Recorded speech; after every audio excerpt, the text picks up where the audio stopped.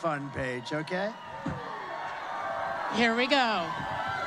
You may have a seat to make sure everybody can see. Thank you so much. Am I the only one that hears that song? And I see you crying in the front row, right? There's something about that song and something about where we are today as a country. I'm sorry, I didn't mean to call you out. She's beautiful. She's in tears.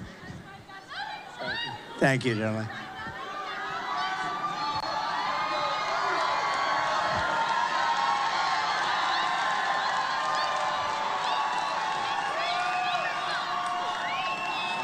I would like to point out, and I mentioned it briefly, but the fact that Mr. President rushed here from a McDonald's in suburban Philadelphia.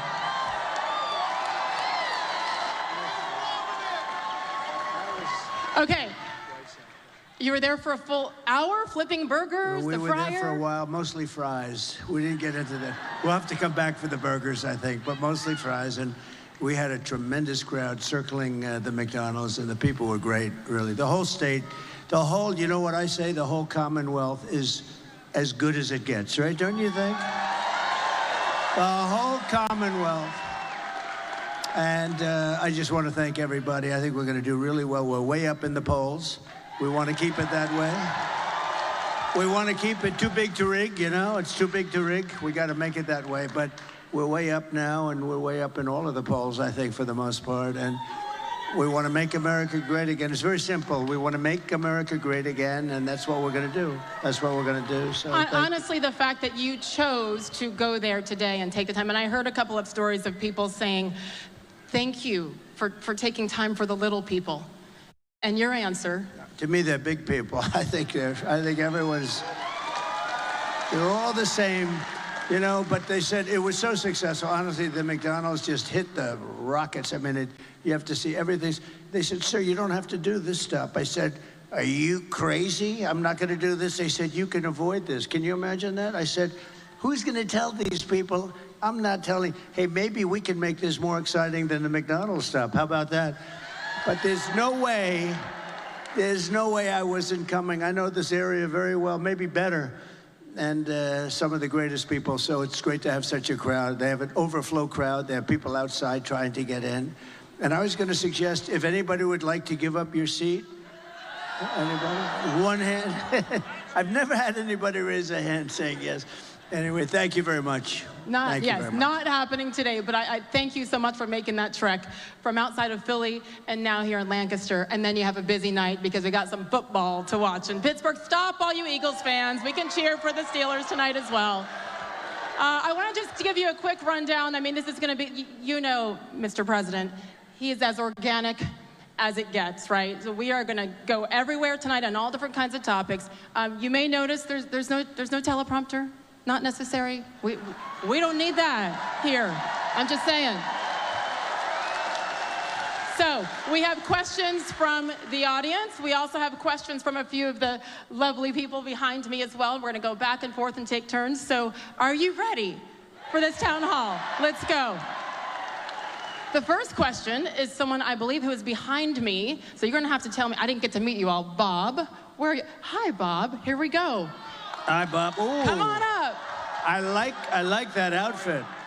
Oh, that's beautiful. Where did you buy that? I want to get one of them. Okay. That's pretty cool, actually. Can you help him out with an outfit?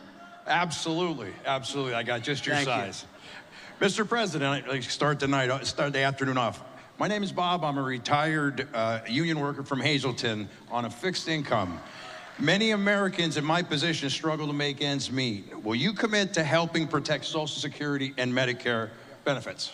A great question. The answer is yes. And you know, when you say fixed income, because of Biden and Kamala, nobody knows her as Harris. You know, I can't use the word Harris. And by the way, it's her 60th birthday, so I want to wish her a happy 60th birthday. Right? No? No, happy birthday. And many more, and I mean it, so, you know, I do mean it, actually. I'm just looking at this gentleman. You don't look like you're retired to me. You look like you're in the prime. You could be if you wanted to be, right? You're doing great. Look at the size of the arms of this guy. I don't know. He looks pretty healthy. So people on fixed income have been decimated by the Biden and Harris regime. This has been horrible what's happened to them, because we have, I think in history, I think in the greatest in history, they say no, it's 48 years. But I think we had the greatest inflation just about in the history of our country. They don't include everything. They don't include interest rates going from 2% to 10, but you can't get the money at 10, so therefore it's much higher. But the people that are hurt the most are people on fixed income, like Bob. And we're going to do a lot of things. For one thing, no tax on, on Social Security benefits for seniors. Are you getting Social Security? You don't look. What is your age? 57. You look a lot younger than that. Doesn't he look handsome? He's a much better looking guy than I am, and look at him.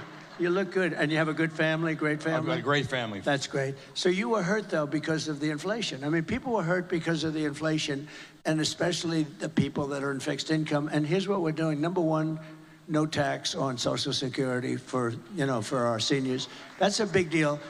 No tax on tips also, as you know, and no tax for all different groups we're covering, right? And no tax on overtime. So if you work overtime,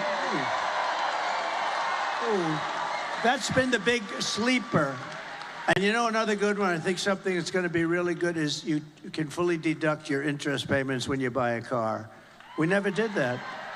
And a Wall Street genius called me up. He said, whose idea was that? It sounds pretty simple, right?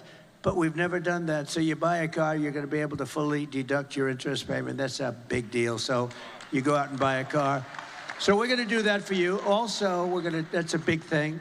Also, very importantly, we're just going to make the economy better. Do you plan on working a little bit in terms of part-time jobs or any of that? Yes, sir, I still do. But one of the biggest things we're going to do is the economy is going to get good, but we have more liquid gold. This is what caused the inflation. We had the best, we were energy independent. First time, I think, ever. We're energy independent, and now we're getting oil from Venezuela. We're getting tar from Venezuela because it comes out as tar. We have to heat the hell out of it. And it's done. There's only one place in the whole world that can do it, and that's in Houston, Texas. So for the environmental people, that stuff is going up in smoke in our territory, and we have the best, cleanest, the most oil and gas of any country in the world, including Saudi Arabia, including Russia, Saudi Arabia, all of them. And we're going to be using it. But here's the thing. We will get your energy bill, everybody in the audience, including businesses, down by 50% from 1 year from when we take office. And when that happens, everything else is going to follow. So Sage, it was energy that caused, Bob, it was energy that caused the problem. And it's going to be energy that leads us back into the promised land. The energy went up, and also their stupid spending. They spend money on the Green New scam at levels that nobody's ever seen before. They just they could have thrown it out the window. It would have been fine. So, and thank you for doing this. This is great to have you. I've seen so many great stories about this woman. She's a brave woman, a great woman. Beautiful too, but I'm not allowed to say that. That could be the end of your political, if you say that a woman is beautiful today, don't be a politician. It is the end of your political career. But she's beautiful. So thank you for doing this. Thank you. Thank you. And what I love about what you said there is not just the promises, which, by the way, who was the first person to talk about not taxing tips? I'm just saying. Yes, you were the first. In fact, they've never said it again. She made it like a couple of months later. She said, and by the way, there won't be. Well, in the meantime, they're passing legislation that makes it very hard for people to skip or will, ruin their lives a little bit. A waitress, I was in my building in Las Vegas, and a waitress came over to me and said, hi. I said, how you doing? The government is killing me. They're after me all the time about tips and all this. And I said, well, that's very interesting. And she said, there shouldn't be a tax on tips. I said, that's an interesting idea. This is my consultant. This is a good waitress. She was great. And I said, that's an idea. I thought about it for about 15 minutes, and I said, what a good idea. But, they then came out like a month or two later. They made the statement. They got blown away because by that time, they're not going to be able to do it. They're not going to do it. Just like he was going to do the educational thing, with the debt. with debt. You borrow money to go to college, and they were going to just write it off. He's been talking about it for 3 years. It's totally dead. They won't get anything passed. We're going to get it all passed. We're going to get it done very, very quickly. So those things. But from your standpoint, Bob, the Social Security is a big deal. So we'll take care of you. And I love the fact that Mr. Trump said within the amount of time. You said, give us a year. Go fast. So it's not just a promise. It's, okay, give us a year to get this done. So thank you. That is huge for all Americans. I have to say that this... That's right, you said 15 days, that's right, it's hard to believe. 15 days until we get to be great again, right? But we have, look, what they did is terrible because this guy won the nomination. He got 14 million votes. I'm not a fan, but he got 14 million votes, many more votes than anybody else. He had 22 people running. Kamala was running too, and she was the first one to drop out. Shockingly, he picked her to run, which, you know, I think he wished he had that decision to do over again. And they took it away from him. They took the presidency away. This is the first time in the history of our country, I mean, it was taken away like you take candy from a baby. And I don't use the word, you know, there are a lot of words to describe it. It's a coup and everything. They took the presidency of the United States away from him. And honestly, they shouldn't be doing it. And, you know, they keep talking about a threat to democracy. They're a threat to democracy, and she's a threat to democracy. What they did is a terrible thing. And just to finish, I believe that Joe Biden likes me more than he likes Kamala. And who would think that? And, you know, look, the bottom line, so we had a debate, Joe Biden, we had a debate. And he didn't do great in the debate, but that's understandable. He didn't do well. And his poll numbers went down, but that's okay because you come back from that stuff. And what happened is incredible. Nancy Pelosi, crazy Nancy, went in, and Schumer and all these guys went in, and they said, we're taking it away. Nobody's ever seen that before. Nobody's ever done it before. And it should, honestly, it should never happen again. It was a terrible thing, I will say that. I think at the end of the day, all anyone wants, even if your man or woman doesn't win the race, win the competition, is just for it to be done fairly. That's all that people want. So I agree. Here we go, 15 days and counting. We were talking momentarily here about taxes and no taxes on tips, et cetera, and I believe our first question from the audience is on that topic as well. Where's the microphone? Right here. Hello. Here we go. Hello, Mr. President. Hello. My name is Suki. We've actually met before. Uh-oh. I have the tattoo. Here we go. I have the tattoo, the portrait tattoo on my leg. We met September 14th in Jim Worthington. Oh, good. He's a good man. That's right. And I have your portrait on my leg every single day. I get to show everyone. I love and honor you. All right, there's our story for the day. Go ahead with your question. Okay, Mr. President, again, my name is Suki. I have worked as a server bartender. I am a mom of 4 boys. My oldest is headed to medical school. My oldest son is a professional boxer. And 2 of my boys are MMA fighters. Wow. Ooh. That means she's got those good fighting genes. That's what it means. Wow. Are they good? Are they pretty good? How are they doing? He's all over TV. Wow. Wow, that's great. I am a proud mom. Most of my income comes from tips.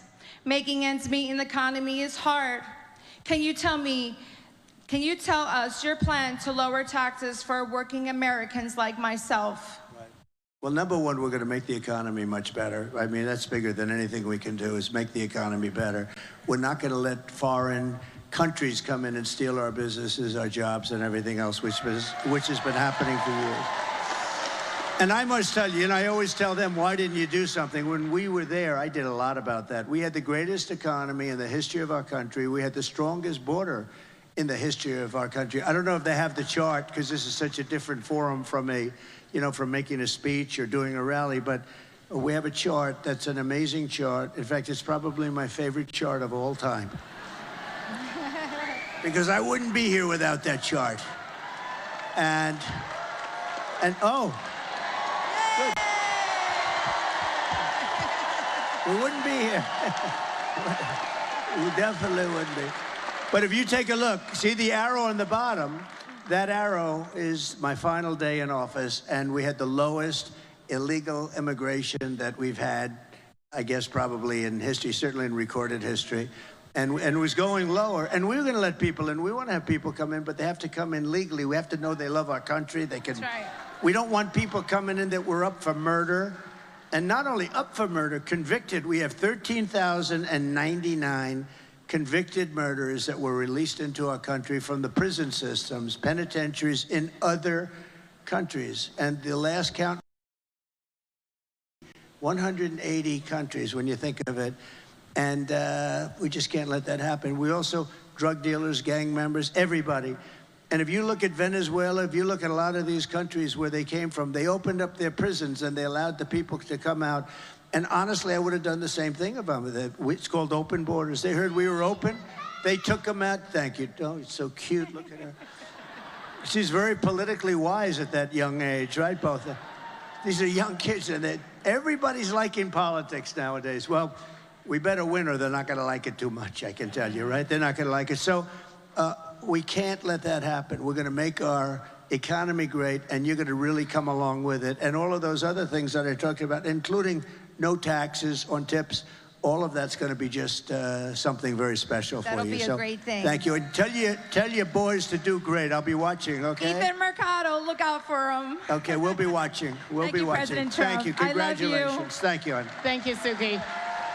And I think that is something that has not been talked about enough. We will get there a little bit later in this town hall as well, but the effects on the economy because of the open border. Yes, safety, but also the financial drain and every aspect. So we'll get into that a little bit more as well. I have to tell you that, you know, if you look at the polls, they'll tell you that the biggest thing is the economy. Second thing is the border, but you know, I think this is bigger than the economy. I think when you talk about the economy, I think you have to include inflation in the economy, because the inflation's the worst we've ever had. I think it's just absolutely, you know, in the old days, they used to call inflation a country buster. You go back hundreds of years, Germany had big inflation. It was destroyed. Other countries were destroyed by inflation. With all of that, I think what's happening at our border, where they're allowing millions of people to come into our country every year, totally unchecked and unvetted, coming from prisons and mental institutions and coming in as terrorists. We have the highest level of terrorism, highest level of terrorists that we've ever had. We've never had this many terrorists come in. We had one year where and I don't even believe this myself, the Border Patrol made these charts, and in 1 year, in 2019, I guess it was, they had 0 were allowed. Now, I think it's probably wrong. It must have been some, but 0. They put it down as 0. And this was not from me. This was from them. And the following year, it was 11. And now we have thousands of terrorists coming into our country. And nothing good can happen with that. Nothing good is going to come out of that. So I really think it's a big part of the economy, too. But I think the #1 threat that we have, and I actually think the thing that people are going to be voting on most is what's happening on our southern but our southern border. And I think it's the #1 thing that people want to talk about. Yes, I totally agree. And we love that chart, too. I love that chart. We love that chart, too. I sleep with it. I kiss it when I go to bed. That's a great visual, Mr. President. Let's keep it going on the topic of safety. Our next question is also from the audience here. His name is Chris. Chris, yell out. Where are you? Here we go. Same spot as Suki. Hi. Hi, Chris. Hi, Mr. President. Thank you for coming to Lancaster. As the Lancaster County Sheriff, I'm committed to upholding public safety and reducing crime in our community by working closely with local law enforcement and other partners. How does your plan for law and order in your next term support local sheriffs, like myself, to ensure we have the resources needed to protect our communities? Great question. Are you the current sheriff? I am. Yes, yes, sir. Very good. Wow, that's pretty good. You look like it. That's pretty good. Can I, real quickly, this is a statistic that I know you know, Chris. In the Commonwealth, 49 of 67 county sheriffs have endorsed Donald J. Trump. I was one of them. And the rest are coming because nobody's endorsing. We have the endorsement of almost every law enforcement agency group in the country, so it's good. They have none. I don't think they have any. So thank you very much. I'll give you an answer to that. So we have to protect our law enforcement. We have to indemnify them against the bad things. You know, if you do your job well, oftentimes they go after you. They want your house. They want your pension. They want to fire you. They want to. We can't have that. We have great people, and we have people that have to be given back their authority and their respect because our cities are blowing up. We had the worst crime that we've ever had in the last year. Remember the other day, pretty recently, we were at the debate where I was debating with David Muir of ABC Fake News. And I said, we have crime at a level that we've never had it. And a lot of it's migrant crime now. The migrants are coming and they're causing crime and they're tough as hell. And they're causing they're taking over like Aurora and in Colorado. And I mean, they're taking over buildings. They're in the real estate business all of a sudden, but they're vicious people and they're taking over. And he said, no, the crime is down. Crime is down. I said, crime's not down. No, it's down. The following day, they released the figures, and crime is up 45%. And I haven't gotten this guy, David Muir. Everything I said, I said, who am I debating here? I had two of them from ABC, and I had her. She was the easy one, but they were terrible. They never questioned her on one thing, but he said, crime is down. No, crime is way up. And the FBI, we have to look at this, because the FBI put out charts that crime was down initially, because they didn't report certain little areas of the country, like the worst areas in the country for crime. And it turned out that their stats were very wrong and very misleading. But he was wrong because it's up like at least 45%. That's an incredible. You take a look at Venezuela, take a look at some of these countries that are taking all their gang members and their criminals off the streets and giving them to us. Their crime is down 40, 50, 60, 70%. So we're going to give you back the dignity and the respect. You know, we have great respect for you, and we're not going to let this happen. You can stop crime. You just have to be given the go-ahead. You go to Chicago, you go to a lot of cities, and they rob a department store, and guys are walking out with refrigerators. They have it on their back with two friends, and air conditioning, and everything. And they literally are stripping, and the police are standing outside, and they're shaking out of anger because they really want to do something, but they're told to stand down, and they're watching these criminals walk out. We're not going to have that happen. We're not going to let that happen. So thank you very much, Sheriff. I appreciate it. Thank you. You know, I think, unfortunately, since you left office, and certainly 2020 and COVID and George Floyd, I mean, it has been tough, and that's why I think we're all so grateful for the men and women in blue, because you do put your lives on the line every single day. So thank you, Chris, honestly, and for being a leader there. But I'm sure that is something that these sheriffs have to worry about, to encourage men and women to come back to the police force, that they will be supported on a federal level. It's become more and more dangerous. I mean, I visited a great family in Long Island where a policeman who was killed said, please open the door. They opened the door and they start firing. The windows were darkened. They opened the door and they start firing. There's not a thing you could do, even if you were allowed, and they're not allowed, to open the door with a gun in your hand. You're still not going to make it because you can't beat that kind of speed. I mean, he's got a gun. And they started firing. He died. I went to the funeral. He died, and I paid my respects to the most beautiful family, and they can't even believe it. But the wife was telling me that she was so afraid it was going to happen. And things are happening today. It's a very dangerous profession. Of course, being president is a very dangerous profession also. You know, we were going over that the other day. 0.1% of race car drivers, that's pretty dangerous, right? 0.1% race car drivers die. 0.1%, these guys that ride the bulls, I mean, say what you want, they are very brave. But 0.1%, similar to like the race car stuff. With presidents, it's a lot of them. If you think about it, you know, you got Lincoln and Kennedy and McKinley and this and that, or get shot at, many shot at, Reagan and Ford. And this is a very dangerous profession, but I wouldn't change it for anything, because we're going to turn our country around. We're going to turn our country around, and we're going to do it. We're going to do it fast. Thank you.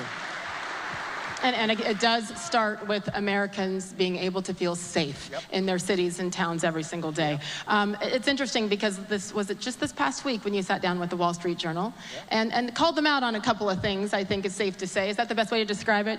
He let them know what he thought about the ways that they had reported things and certainly the way that even questions were being asked. And if you look back at that factually, whether it be tariffs, whether it be crime like we were just discussing, whether it be the border, whether it be COVID, they were wrong about a lot of things, and you called them out on that. In particular, with what we were talking about with the southern border. Well, we have to take care of our border. Our border is so important. And look, it's just common sense. People are coming through that are criminals. You're going to have more crime. And if you remember where Kamala was saying, no, the people that come into our country, they don't commit crime. They are far tougher. The one thing nice, our criminals look like very nice people by comparison to these people are vicious. The level, you just take a look at some of these gangs that are coming in. So our criminals look much nicer than they used to. That's the only thing we can say, but that's not much. The Wall Street Journal was interested. I had like a 2.5-hour meeting with them, and it was a great meeting. I respect the Wall Street Journal a lot. And we had with the editorial board, and they actually wrote a beautiful story about it, but the one thing they said that was great, we've watched this guy for 20 years. The one thing we know is that he's got no cognitive problem. I have no cognitive. She may have a cognitive problem, but there's no cognitive problem. It was nice that they actually said that. They said, if anyone has any questions, we were grilling this guy for 2 hours or 2.5 hours, got no cognitive. In fact, if anything, he's maybe better. I don't even know if I like this. Maybe he's better than he was 20 years ago. So anyway, no, and I actually called for a cognitive test for all people wanting to run for president. I think not based on age. Some of the greatest leaders in the world, and I'm not 80, and I'm not that close to 80, but in the Biden case, he's 81 or 82. And that's okay, because I know people that are unbelievably successful. By the way, a man who's very successful is Rupert Murdoch, and he's 93 or 94. He was at a meeting that I had the following day, and he's sharp as you can be. I mean, he's the same guy that I've known for 25, 30 years. He's sharp, and he's in his 90s. We've had some of the greatest leaders in world history that are in their 80s. But it was very interesting because in reading the article, it was a great article, but I appreciated that they said that. It's very nice that they say it. I've done cognitive tests. I've done them twice, and I aced both of them. And the doctor in one case said, I've never seen anybody ace them.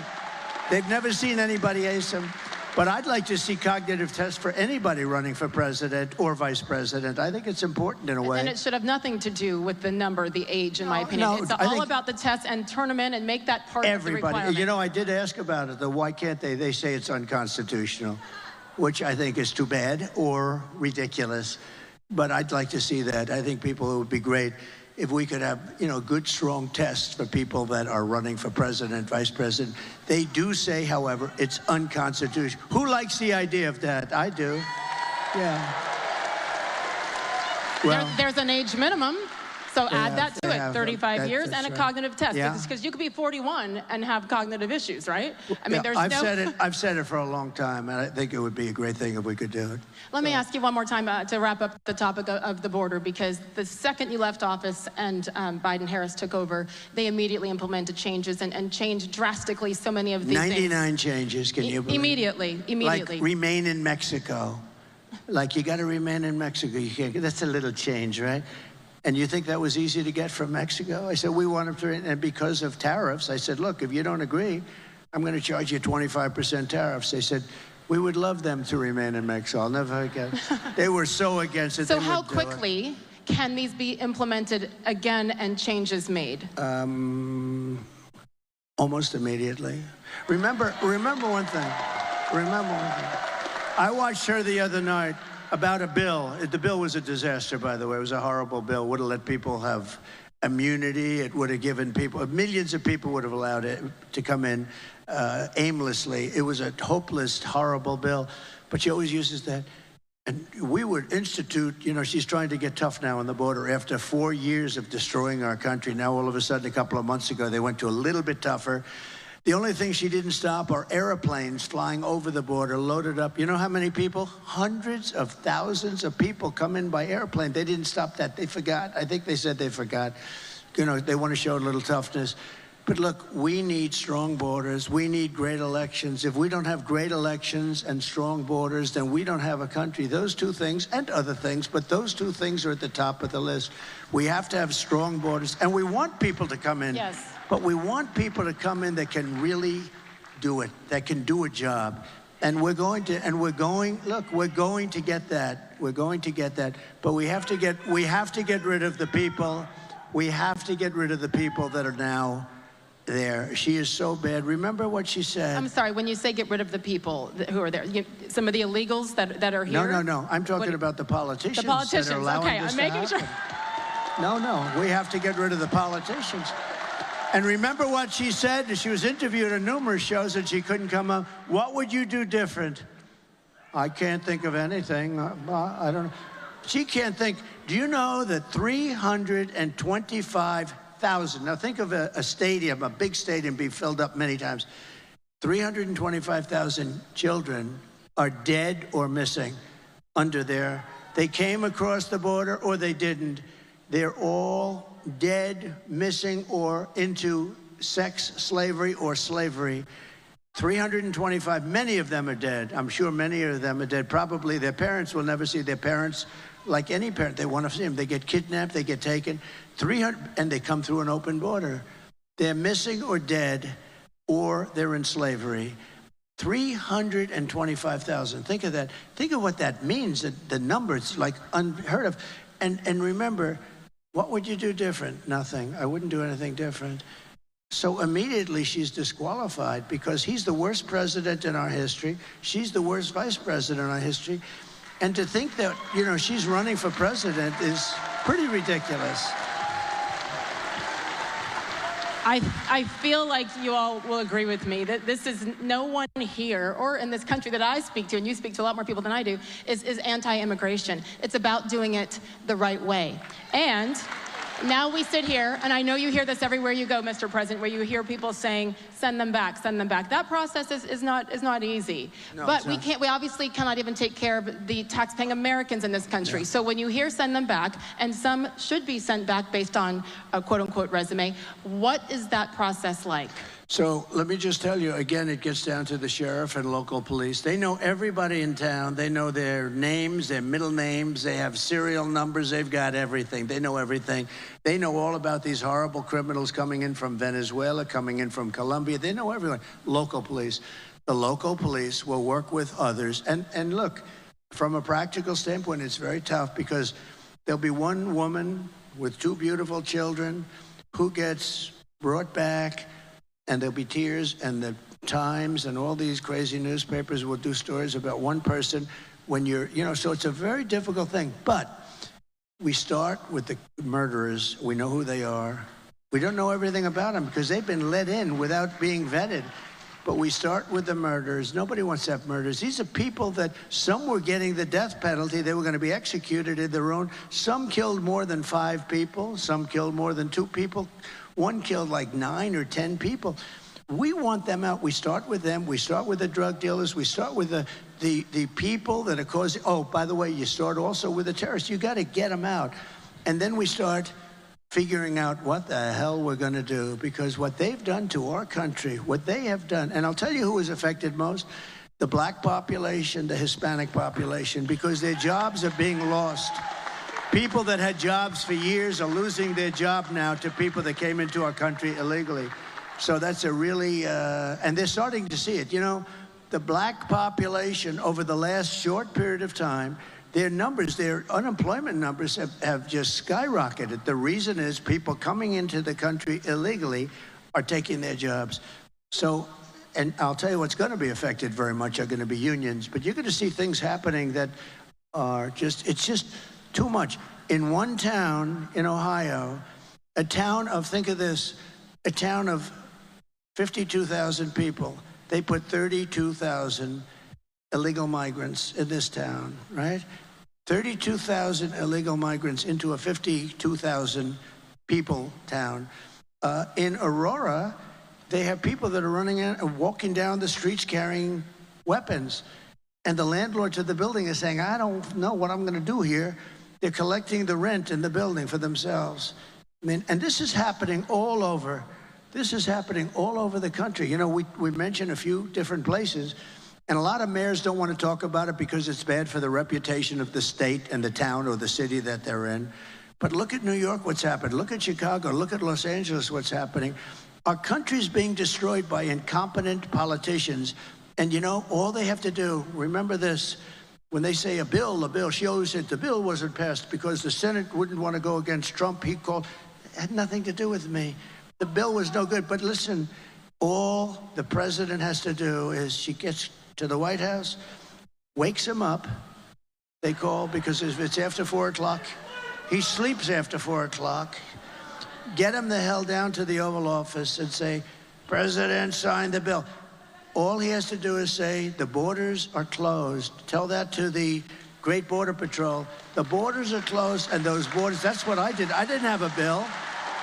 I had the best border maybe ever. I didn't have a bill. I just said, close the borders now.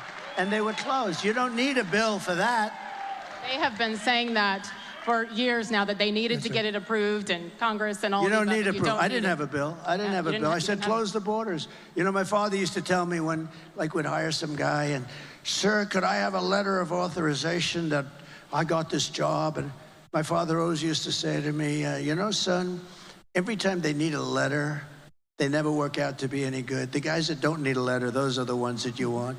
Because when they ask for a letter, that means they don't have it. This guy, so what happens is, you call up the head of the Border Patrol, you call up the group, and you say, effective immediately, the borders are closed, and they close up. And that's what I had. I didn't have a bill. I closed up the borders.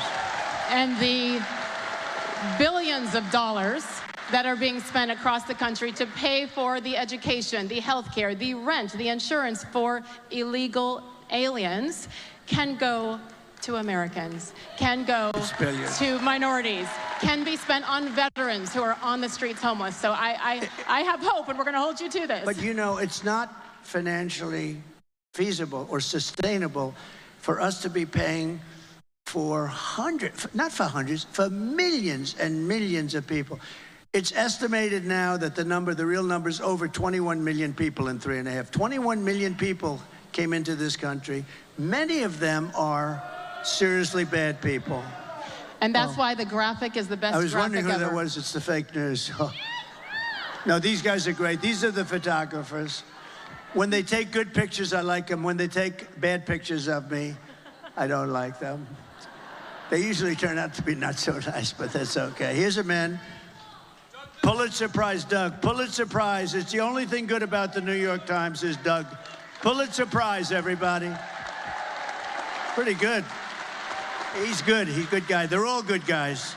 Very talented guys. Good. Yes, we pay extra close attention to any movement up near the stage. I was wondering who's coming in. I was looking. I was getting ready. Put up your dukes. Here we go. Here we go again, yes. Back to the audience. Where is Paul for a question? Good evening, I got to get to work. President. He's behind me. Hello, Paul. All right, Paul, let's go. Hi. You ready? Yes, ma'am. And to kind of talk a little more about the border. My name is Paul, and I served in the United States Army and the Pennsylvania Army National Guard. Thank you.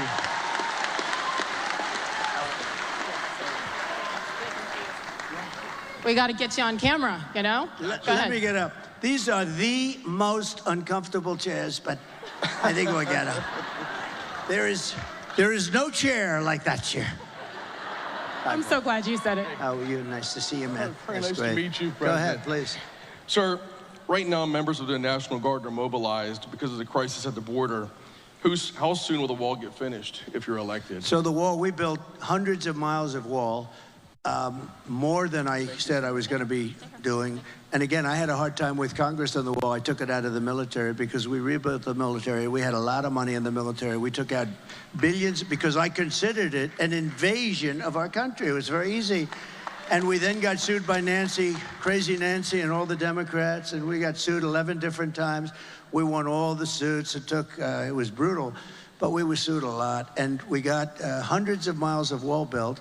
And then I said, let's add some more. And one of the reasons we did have the great success is because I got the wall built. I was building wall at levels that nobody had ever seen. And we were going through tremendous obstacles. It was hard, but we got it done. And then I said, let's add 200 miles, because there were certain areas. You know, it's interesting, when you add wall here, you got to add a little more wall here, and it was just it's like water. It's like water. And we were ready to do that. We ordered 200 miles. It was ready to be thrown up. It could have been thrown up in 3 to 4 weeks. And then we had a very unfortunate election. And these characters took over. And I said, you know, something's going on. They're not putting up the wall. They have to put up the wall. It would have been unbelievable, totally secure, very hard to get through the wall. That was the wall specifically that Border Patrol and all of them wanted. This is the one that they wanted. It wasn't what I wanted. I wanted to have concrete plank going up 30 or 40 feet. They said, has to be steel, has to have, you know, have to be able to see through it, et cetera, et cetera. And this is a combination of steel, concrete, and then rebar in the middle, each one of those pieces. And then they have, I told this here, they have an anti-climb panel on the top. And I hated it because I didn't like the way it looked. These things were so beautiful. And we had to put the anti-climb. But I said, no way I'm going to do that. I hate it. It was costly, but I hated it. And then we had people climbing. And it's true, the anti-climb panel is exactly what it is. It was much harder. So I said, all right, we'll do it. But this is exactly what they wanted. And they didn't want to put it up. And that's the first time that I realized that they actually want an open border. Who would want an open border? It's like, who would want an open border? Who would want men playing in women's sports? Who would want all these transgender operations on your children? So we built a tremendous amount of wall, and we were going to do another 200. But I got Mexico to come in, and they gave us thousands and thousands of troops while we were building the wall. And that was hard to do. Remember, I always said Mexico will pay. They paid much more than what I was talking about. They gave us troops. They did a really good job. They didn't want to do it. They said, no way. And I said, way. And they said, no, we're not doing it. And I said, if you're not doing it, I'm going to charge you a 25% tariff. And they said, these tariffs, I'm telling you, it's my favorite word in the dictionary, outside of love and religion. But so I said, we're gonna charge you, and we got the troops from Mexico free of charge, and they were, you know, it really did the trick. We had great success, but the net result is all of this wall that we built, they ended up selling for 5 cents on the dollar. Very expensive stuff too. Not all of it, but a lot of it. And Texas wanted to use it, Arizona wanted to use it, and the federal government wouldn't sell it to them. And they sold a lot of it for 5 cents on the dollar. These are people that hate our country, I'm convinced of it. There's something, you gotta vote them out. We gotta get back to common sense, right? Thank you. How immediate is that process? We talked about sending certain individuals back. How immediate is the wall process? Can they begin building right away? Yeah, the wall. Yeah. I've become very good at building walls, actually. Remember, there's only 2 things that work. Everything's obsolete other than that. See their cameras? Look at these beautiful cameras they have. In 2 weeks, they'll be obsolete, right? Everything. The computers are going to be up. 2 things. What are the 2 things? Wheels and walls. They're not obsolete. They always work. And you can always have a wheel and a wall, right? Look at her. She was the one that was crying. If she was crying, that means she likes, you like Trump. Look, she's crying again. She's crying again. Here we go. Stand up, show everybody. Oh. Very nice. Thank you, sweetheart. Are your friends as passionate as you? Yes, well. Oh boy, I'm glad they have those good seats. Thank you, darling. Appreciate it. Thank you. We call these, don't we call these happy tears? These are happy tears, of course. Those are tears that are happy tears. Okay, let's keep it going. Olivia, I'm not sure, is Olivia in the audience or is Olivia on stage? Hello, Olivia. Come join us. You get to stand in the middle here. Go right ahead. Good evening, Mr. President. My name is Olivia, and I'm a first-time voter from Stevens and a college student. Based on the inflation and weak job market, it seems like a big stretch that I'll ever be able to own a home. What is your plan to help bring down inflation and make life more affordable for Americans like me who are just starting off? And a home is a big deal, right? Yeah. You know, you can't have the American dream, because I'm giving the American dream. I gave up so much during that 4-year period. We had the greatest economy. We had the greatest everything, and people were back to a thing called the American dream. I'm so glad you used the term. We're going to get interest rates way down. There are some places, you know, 35% the cost of a home are regulations and nonsense that shouldn't be, between long-term zoning, where it takes years and years to get it developed. We're going to take a lot of that out. I did, and they put a lot of it back in. The environmental approvals are terrible, just terrible, so ridiculously bad. And we're going to get it taken care of. We'll bring down the cost. The biggest thing with 2 things: make the economy good so you get a lot of money, right? Make the economy good. And the other thing is interest rates. We're going to get interest rates. Right now, you can't get money. Even if you had a good job, you're paying 10%, you're paying 11, 12%, and you can't get it.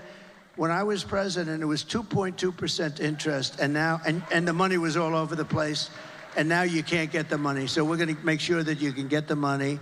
And who's going to occupy that house with you? Right now it's just me. But a beautiful family eventually, right? I'll bet. Thank you, darling. Thank you. Thank you, Olivia. How about that first-time voter, Olivia? Great. Gets to ask the president a question. You go, girl. Good job. Let's keep it up. Right. Where's Ty? Ty. Hello. Come on up here, too. Right in the middle. I like that. You like that, everybody? Should I do it? Should I do it? What do you think? Should I grow one of the goatee? She said yes. Yeah, why not? Come on. Thank you very much. Looks good. Good evening, Mr. President. We'd like to first thank you for being here and taking questions from us. The people of Carbon County would like to thank you for your service and commitment for making America great again. My name is Ty. I'm a small business owner. I've seen the detrimental effects of Kamala on the war on coal and rising energy costs. When you were president, the average price for gas around here was about $2.50. Today at the Wawa on the corner, it was $3.34. That difference over 4 years adds up. What is your plan to help businesses like myself, especially with the cost of energy? So we actually had, and the big thing is going to be the cost of energy. Energy is so big, it's so like amorphous, it's all over the place. If you make donuts, it's the stove and the truck to bring them to wherever they're being delivered. The biggest thing is energy with this, with what you're talking about. We're going to get that way down. And our price per gallon was actually, we had it down to $1.87 a gallon. And we had actually the $3.50 was up to, that you had mentioned, that was up to $4, $5, and $6, and it was heading up again, and then they went back quickly. You know, they ended my energy policy, and they were getting killed, and they went back to it. What they don't say is that they went back to it. You know, they said, we're getting killed here the day after the election. If they won this election, they're going to go to a no fossil fuel deal. You're going to have all electric, and you're going to say, oh, I can't go far. It costs too much, and they're made in China. And you know, we love Elon Musk, and he makes, and I think, and I will tell you, and I think these electric, what he does is incredible. What, you know, the electric cars are great, but it's a certain application. Some people would like them, depending on distances. If you want to go long distances at this moment, maybe not. But you know, the amazing thing about Elon, you know, he's in Pennsylvania today campaigning for me. Can you believe it? And the Tesla is a great car, but I will tell you, but he will be the first to tell you, and he never called me once, because I hit them hard, because they have this electric mandate that in a very short period of time, everyone's forced to have an electric car. Well, what about hybrids? What about regular gasoline-propelled cars? We have more gasoline than anybody, but China has the product to make the batteries, so it's not a good thing for us. I've never had a call, and I speak to him a lot. He's incredible. How about that rocket that came down a few days ago? How cool was that? I called him up. I said, was that you? He said, yes. Nobody else can do that. Russia can't do it. China can't do it. And the U.S. can't do it, other than it's him. But no, he's incredible. But you know, amazing thing, he never once called me up and said, give you my word, I never once called me up and said, lay off the electric, would you? He gave me the greatest endorsement. He understands what he's going to have a tremendous market. There's a great market for that. but not 100% of the market. It's, you know, gasoline and hybrid. And there's another one, hydrogen. Did you ever hear that? That's a new one. But here's the problem. He knows. Mr. Wall, please stand up. He's heard this before. This gentleman has come to 300 rallies. He likes me. You know, he's a very successful guy, too. He just likes these rallies. He'd rather be watching this than some crummy football game, right? But, you know, what is happening is there is a lot of great technology, but hydrogen is not acceptable because it's better than anything except when there's a problem. It has a tendency to blow up. And when it blows up, you are unrecognizable. They call the wife down, would you please examine, not really the body, because there's no body, it's just a pile of stuff. And I don't want the hydrogen, if you don't mind. You know, it's one of those things that's really wonderful, but when it doesn't work, you're dead. We don't want that. So we'll come to another, but there'll be other, over a period of time, there'll be other things. We're gonna get those interest rates down. And I'm telling you, I said it at the beginning, I'll say it again. We have more liquid, think of it, we have more gasoline and gas, and we have oil converted easily into gasoline. Also oil for your house, for your air conditioning, for your heating. We will have your electric bills and all of your energy bills down by, we're gonna cut it in half. Anything you're paying right now, and that's gonna make your business strong by itself. That's good, and it'll be done within 1 year. Because what are we gonna do? Drill, baby, drill, frack, baby, frack. Frack, baby, We're gonna frack. We're gonna frack and drill, okay? Thank you, man. And Thank Ty. you. Oh, good, I will. I will. And Ty, what is your business? I own a bar and restaurant in Lehighton, Pennsylvania, in the Carbon County. What's the name of it? Boatyard Bar and Grill, just outside of Jim Thorpe. Sounds great. Thank you. Thank you. And I love this. I love this topic because we know how many small businesses were decimated, especially after COVID and what has happened since then. So, Ty, we're here for you. Go hang out at Ty's bar. Why not? The one thing, sounds good. I'll bet it's a good place. Got a lot of action, right? Oh, Stan Musial?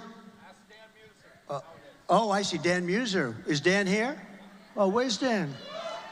Is it that good, Dan? I thought he said Stan Musial, Stan the man, remember? Hi, Dan, how are you? Who do we have here? Look, come on up here for a second, Dan. Am I allowed to do, because this is our host, so I don't know if I'm allowed to do this, but what do you think? One of our great, the boss. One of our great Congress people.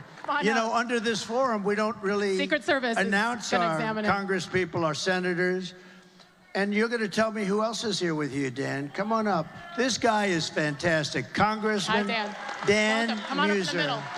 How are we doing? Most importantly, Dan, most importantly, he's very much involved with the election. How are we doing? We're doing great, Mr. President. And you know why? Because the enthusiasm for you has never been higher. And hey, how about it, everyone? We have so much to thank you for.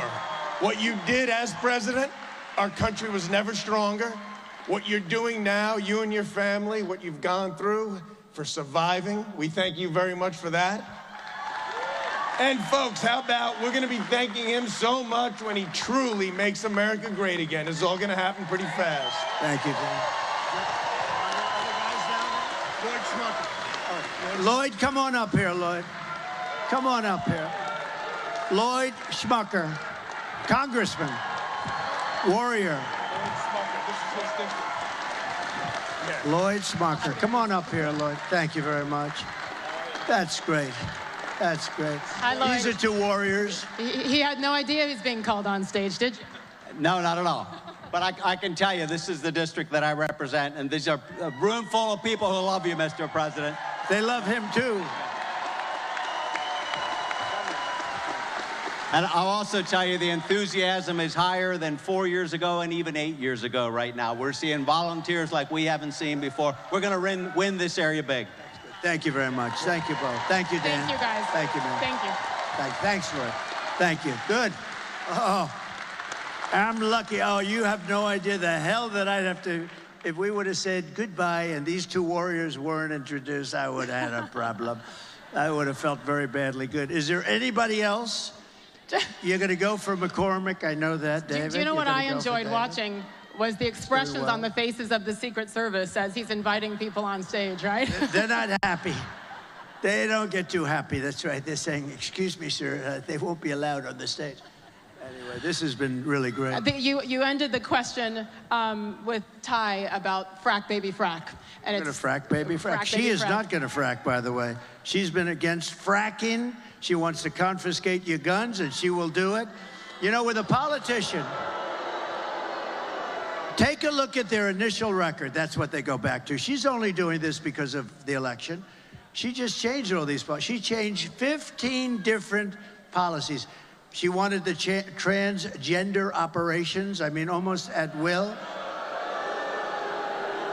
And a lot of them, though, the taxing, she wants to do a capital gains tax on, think of this, on unrecorded values. Think of this. If it goes up, you don't have any cash, it goes up, she'll put everybody out of business. She wants a capital gains tax that's going to destroy the country. She wants to raise your taxes to 70 or 80%, kill all your jobs, chase everybody out to other countries. You know, businesses today, they will leave our country. They're international businesses, the big ones. And you want to get cute, everyone's going to pay. They say one day, I'm going to Asia, I'm going to Europe, I'm going to Germany, let's say, I'm going someplace. We can't do this. She wants capital gains taxes that have never been even tried before. They will destroy the country. This woman is so incompetent. She's so bad. You cannot, and I would normally not like to speak like that. If they get chosen, our country's finished. You know, Elon Musk is a very smart guy. You got to see his endorsement. He said, if this election isn't won by Donald Trump, our country is essentially finished. That's a hell of a statement for him to make. And he's a totally brilliant guy. This guy's got so much. And I have to say, and I've said it before, I said it yesterday at a rally, he makes something that Starlink, that I never heard of it, but it's great. It's communication. North Carolina, Georgia had some areas that were not, basically it's communication. It's a communication system. But especially North Carolina is the job.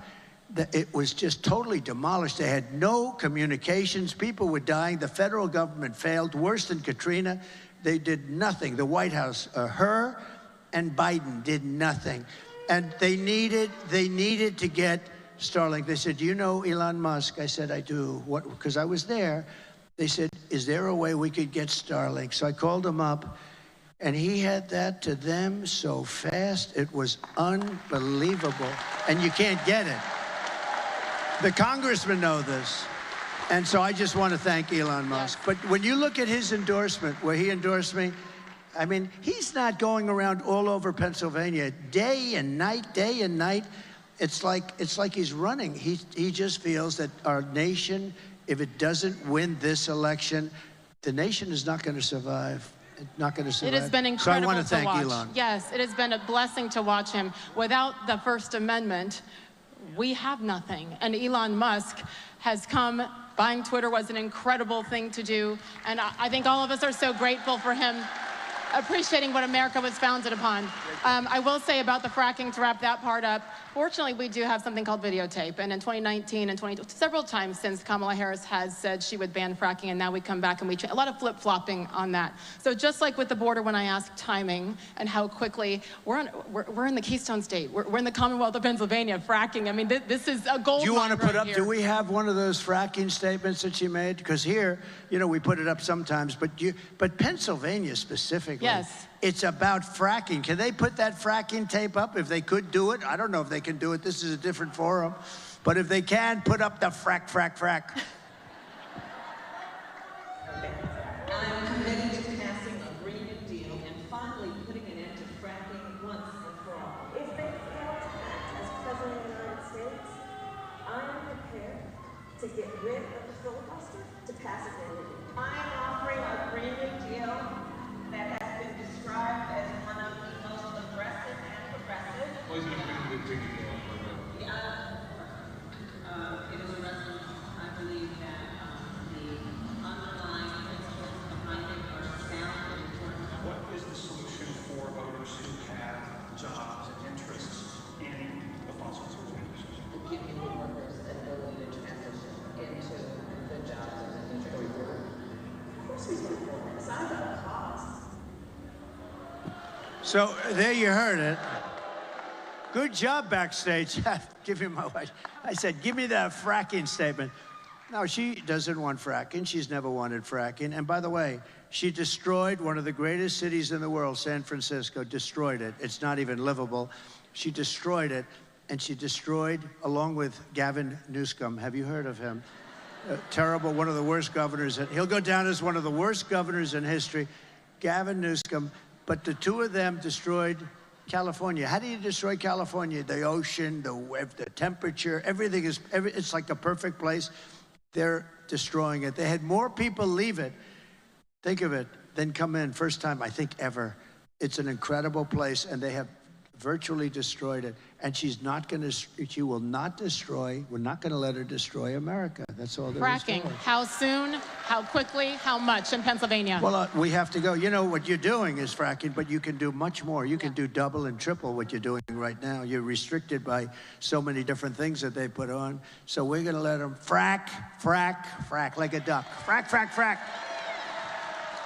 You can do 3 times what you're doing now and even 4 times, and you can do it. And it won't have any impact on you. It's not going to have any impact.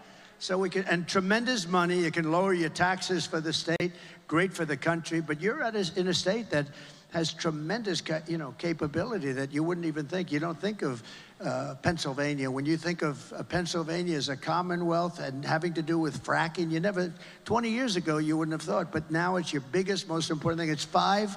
The Commonwealth of Pennsylvania produces 500,000 energy jobs. They'd be wiped out. They'd be wiped out. So they can actually do a lot more if they wanted to, if they were allowed. I will allow them to do a lot more. We're going to get your energy bills down at a level that you haven't seen before. It's going to make a big difference. And here we go. We have time for one final question. Sarah, come on up, girlfriend. Hi, Sarah. Hi. Nice to have you here. Good evening, Mr. President. My name is Sarah. I'm a veteran, U.S. Marine veteran, and great. And I'm a Purple Heart recipient. Wait. They didn't hear this part. This is very important. Please say it again, Sarah. I'm a U.S. Marine veteran and a Purple Heart recipient of Lehigh County, Pennsylvania.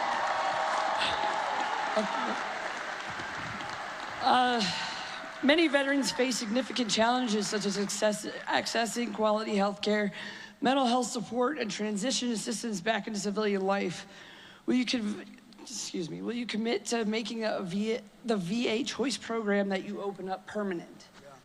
So we had VA Choice, and this was something that was so important, was sought. That's where you have a choice of getting a doctor if you can't get fairly, quick service.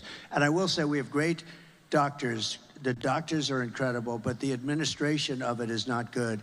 And as you know, 4 years ago, we had the highest rated VA ever. We were at 92% approval rating. And I got 2 things done. I got VA Choice, and that was basically you wait, and if you don't have a doctor within 48 hours, you can go outside, get a doctor, we pay the bill, and you get yourself taken care of. People were waiting for 4 and 5 months to see a doctor, and they were not feeling well, but literally it was a minor thing, and they end up being terminally ill because of it.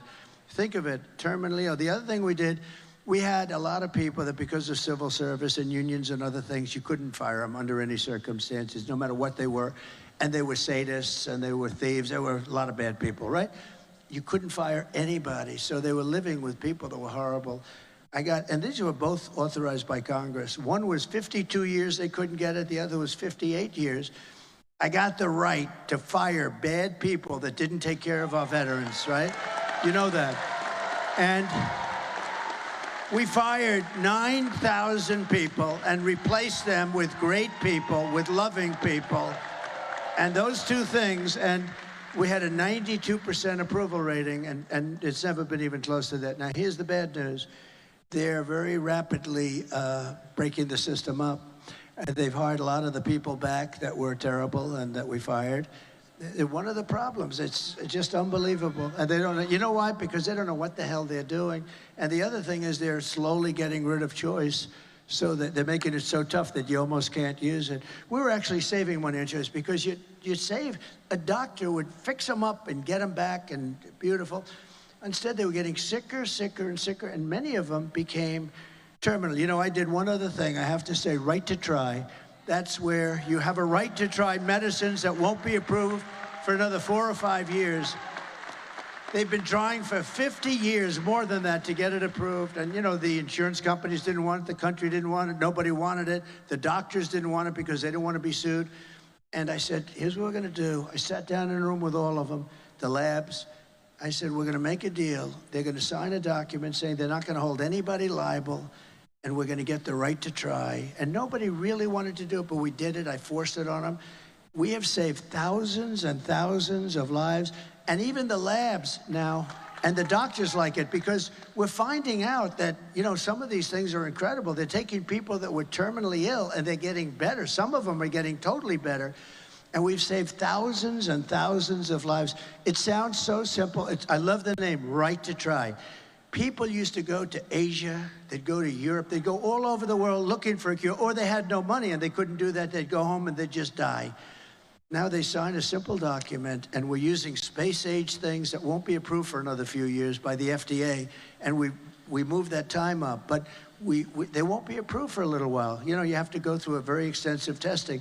But if people are willing to sign that, we have saved so many thousands of lives. So I think you understand, but we're going to go back to choice very rapidly. Immediately, we're going back to choice, and we're also going to get rid of the bad people that don't love you, okay?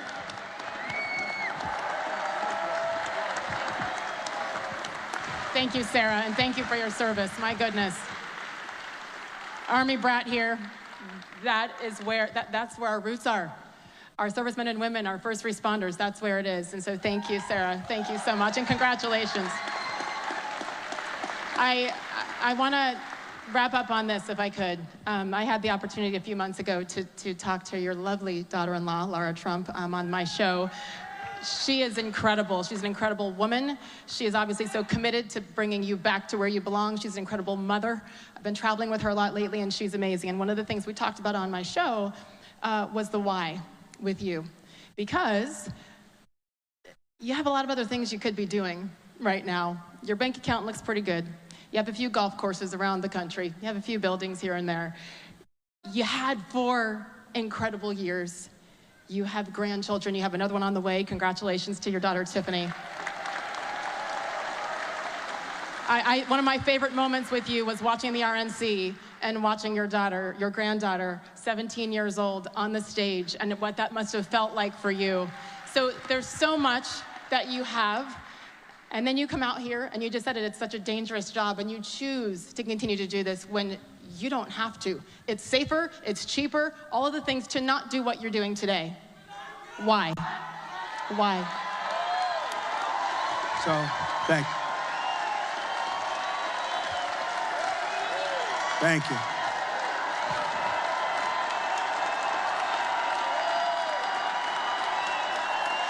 Thank you. So, I probably am asked that question more than any other question. They say, thank you. Thank you very much. Thank you, everyone. I think I'm asked that question maybe like, why do you do this? Or if you had it to do again, sort of a similar question, would you do it over?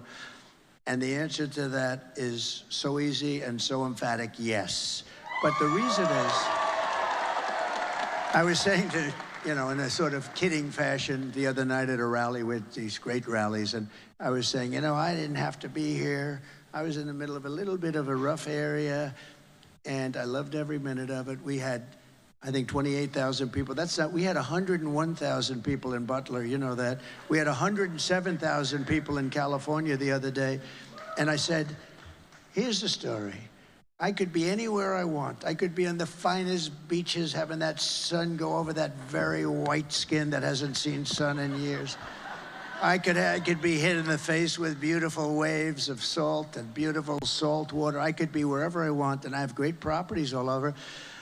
or I could be here with you people. And you know what? I would rather be here with you than any other thing that I can do, because you have a lot of people that are rich or wealthy and they can do what they want to do. But we're doing something that's unique. This is the greatest movement of all time. We're going to turn our country around. Our country is really, it's a failing nation. I don't care what you say. I mean, we're laughed at all over the world by other leaders. 4 years ago, we were respected by everybody. China, Russia. Russia would have never gone into Ukraine. Israel would have never been attacked on October 7th. We would have never had the most embarrassing moment in the history of our country, which is, you saw what happened in Afghanistan, the Taliban. We would have never had, think of it, we would have never had Afghanistan. We were getting out, but we were going to get out with dignity and strength, and we're going to keep the big air base Battleground because it's 1 hour away. Spent billions and billions of dollars, just about the biggest, most powerful, longest runways in the world. We gave it to China. They gave it to China. China's now operating. We were 1 hour away from where China makes its nuclear weapons. We gave it up. Would have never happened. All of these things, we wouldn't have had inflation because our energy was so good. Energy caused the inflation, what they did with energy.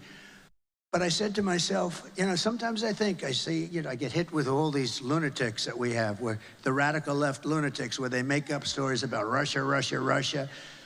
In the end, I wouldn't change what we've done for anything. We're going to make America great again, greater than ever before. And we can't do that sitting on a beach, right? We can't do that sitting on a beach. So I wouldn't change it for a thing. And I just want to thank you. You've really done a great job tonight. And you have a tremendous understanding. You know, I thought that, I know you through sports and through other things, but you have really got an understanding of both the good and the bad of where this country is. And I appreciate you being here very much. Thank you. Thank you. I'm an American. That's all it is. I just love this country, and I love that you love this country. This is what we need, and he does choose to do this for all of us. So help me give him a grand exit off the stage here, because he has football to go watch. The 47th President of the United States, Donald J. Trump. Thank you very much. Thank you. Get out and vote, everybody. Thank you very much.